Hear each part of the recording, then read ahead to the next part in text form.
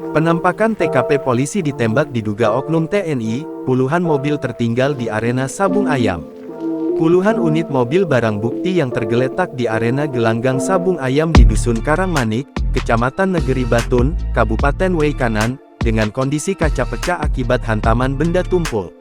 Pantauan Tribun Lampung, Rabu tanggal 19 Maret tahun 2025, ada satu mobil Mitsubishi Pajero Sport putih berplat BE1043 ASC terdapat 10 bekas tembakan, yakni pada bagian kaca samping kanan dan kiri serta kaca belakang hancur.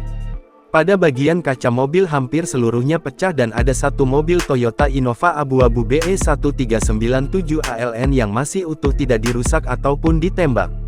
Ada juga mobil barang bukti tersebut ditutup dengan terpal biru, terlihat juga bekas kandang ayam yang berserakan serta botol air mineral berceceran.